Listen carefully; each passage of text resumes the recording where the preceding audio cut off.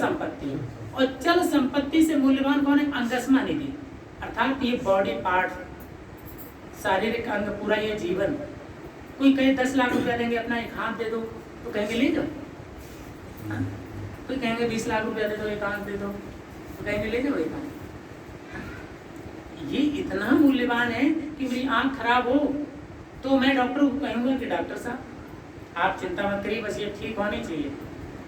मेरे जो प्लाट है वो भी बेच दूंगा और जमीन है वो भी बेच दूंगा और घर में आभूषण है वो भी बेच दूंगा, लेकिन बस ये ठीक होना चाहिए,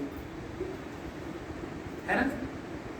सारी प्रॉपर्टी आप लगा सकते हैं इस प्रॉपर्टी को बचाने के लिए, लेकिन भगवान बुद्ध कहते हैं ये 3 बड़ी प्रॉपर्टियां हैं, है ना।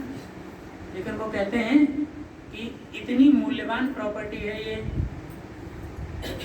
लेकिन एक दिन आपका सबसे प्रिय व्यक्ति इस प्रॉपर्टी को जला देगा। इस प्रॉपर्टी को भी क्या करेगा? जला देगा। आपका सबसे प्रिय व्यक्ति इस प्रॉपर्टी को ले जा करके जला देगा। तो आप इतने परेशान हैं, प्रॉपर्टी प्रॉपर्टी हाय हाय हाय हाय, परेशान है पूरा। आपको लगता है कि इसी भौतिक जगत में पूरी संपत्ति सब कुछ मिल जाएगी, तो जीवन का परमार्थ परम लक्ष्य यहाँ कैसे मिल पाएगा? वो कहते हैं एक चौथी भी प्रॉपर्टी है, उसको कहते हैं अनुगामिका निधि। अनुगामिका निधि का मतलब है जो आपका अनुगमन करे, आपके पीछे पीछे चले। तो वो निधि किसकी है? वह कुशल कर्मों की निधि है, वह कुशल कर्मों की निधि है, क्योंकि ये पूरी मनुष्य सत्ता कर्मों पर आधारित है। क्योंकि जन्म आपके हाथ में नहीं, प्रियों से बिछड़ना भी नहीं, बुढ़ापा भी नहीं। आप बहुत अच्छा अच्छा खिलाइए पिलाइए, सुंदर बाल निकालिए, सब कुछ करिए, क्रीम पाउडर सब कुछ, कहिए हे शरीर तुम बूढ़ा ना हो तो ये सुनेगा क्या? नहीं सुनेगा। कहिए हे शरीर तुम मृत्यु को प्राप्त ना हो तो ये मृत्यु को ही प्राप्त हो। तो जन्म से मृत्यु तक कुछ हाथ में है, तो क्या हाथ में है? कर्म, कर्म हाथ में है। तो कर्म कुशल कर्म है, जो कुशल कर्म आपको याद आकर के भी आपको प्रसन्नता देता है, खुशी होती है। बुरा कर्म याद आए तो आप दुखी हो जाते हैं। तो कहते हैं कौन सी निधि है जो आपका अनुगमन करेगी, आपका पीछा करेगी, आपकी अंतिम सैया पर भी आपके कर्म याद आते हैं। बहुत बुरे कर्म अगर याद आए तो आप बहुत दुखी होंगे, रोते छटपटाते हुए आप अपना प्राण, अंतिम प्राण त्यागेंगे। और किसी को अपना पुण्य कर्म याद आए तो बड़ा आनंदित होगा, चेहरे पर बड़ी प्रसन्नता रहेगी, मृत्यु का भय उसे सताएगा नहीं, मृत्यु का भी स्वागत करने में वो समर्थ है। ये उसके कर्मों का बल। तो कुशल कर्मों की पावर कैसी होती है? तो दान जो है, दान की निधि है, जिसे अनुगामिका निधि कहते हैं। बोधिसत्व और बुद्धों की यात्रा किससे शुरू होती है? दान पारमिता से। दान का मतलब होता है परोपकार। तो आप कैसे? वृक्ष कभू फल न पके, नदी न संचय नीर, परमार्थ के कार्य ने साधु धरा शरीर। ये साधु का जो शरीर है, ये साधुता जो अपनाई है वो किसके लिए? परमार्थ के लिए, लोक हित के लिए, संसार हित के लिए। तो ये बोधिसत्व और बुद्धों का जीवन कैसा है? परमार्थ के लिए, लोक हित के लिए। तो जो दान है, दान दूसरों को मदद करना, लोक हित सिखाता है, परमार्थ सिखाता है। और लोभ क्रोध सिखाता है।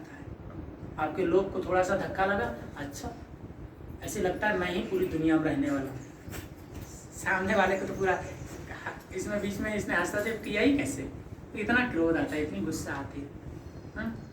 तो अज्ञानता रहती है किस बात की?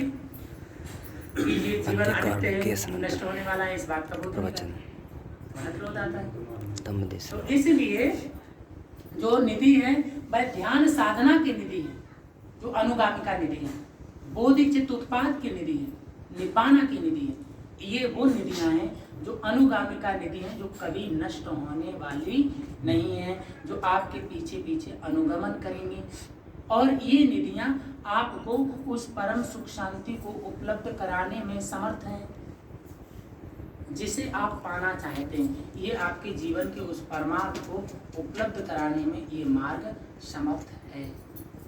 इसलिए बुद्ध शासन आपको भौतिक जगत में भी प्रतिष्ठित करता है और परमार्थ में भी आपको सबल बनाता है, क्योंकि ये ज्ञान का सर्वश्रेष्ठ ज्ञान की उस उच्चतम पराकाष्ठा का मार्ग है, जिस मार्ग में जब आप जाते हैं ये भौतिक जगत तो आप समृद्ध करते ही हैं, परमार्थ को भी समृद्ध करते हैं। इसलिए जो बुद्ध शासन है वह समूची जीव सत्ता के लिए, उनके लिए हितकर है, उनके लिए सुखकर है और सबसे श्रेष्ठकर है, और उनके जीवन के उस परम उद्देश्य को उपलब्ध कराने का एकमेव सुख शांति का ऐसा मार्ग है, दुख मुक्ति का मार्ग है। सो मैं इतने पूरे लंबे व्याख्यान के बाद मतलब मैंने कई पक्षों को अलग अलग आपको रखते हुए कि बुद्ध शासन कैसे आपके पूरे सार्वभौमिक जीवन पर एक प्रमुख भूमिका कैसे रखता है और कैसे आपको समर्थ बनाता है, बुद्ध शासन आपके लिए कैसे उपयोगी है, आपके जीवन में उसकी क्या प्रासंगिकता है, क्या उपयोगिता है, ये विस्तार से मैंने आपको बताने की कोशिश की।